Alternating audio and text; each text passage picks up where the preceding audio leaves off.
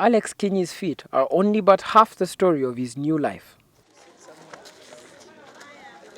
He was only until yesterday a resident in South Sudan's capital, Juba, where he fled to this emergency refugee collection center in Elegu in northern Uganda. It was around 7 when we had gunshot, just in one point. But reaching night, almost in the morning, it has spread. Then it continues until yesterday I got my chance.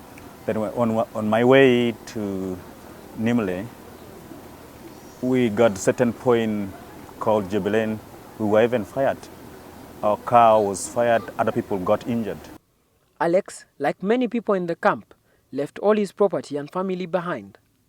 Especially my father is vulnerable. He could not even move. Now that I'm out, my wife probably could get her way out. My father, my mom are going to die, definitely. Nobody will help them.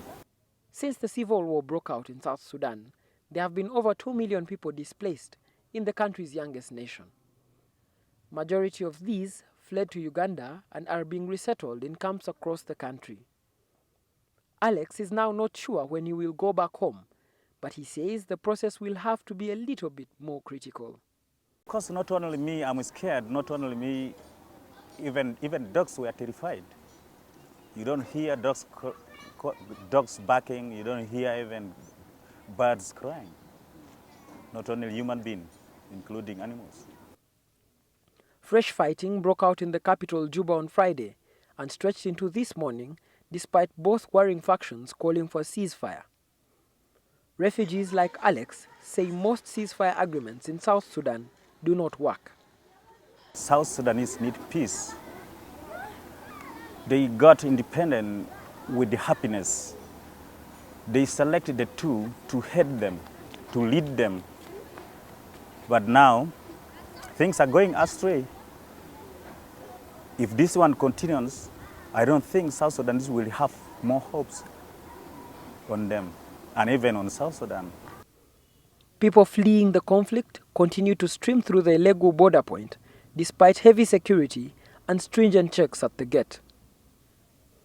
South Sudan, the world's youngest nation, led by a government of national unity, comprised of Kir and Machar forces, seemed to be on the tethering thread of peace, with both parties calling for calm.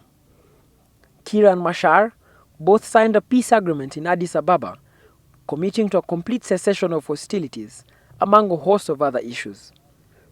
That deal now lies in threat. Many of the leaders of South Sudan, what peace really is a paper and pen for which they lay their hands to. But for the people that we find here like Alex, peace really is everything that they want to go back to their home country. They have assured us that if substantive peace is restored into Juba, they hope someday to return to their home country. Raymond, Mujuni, NTV.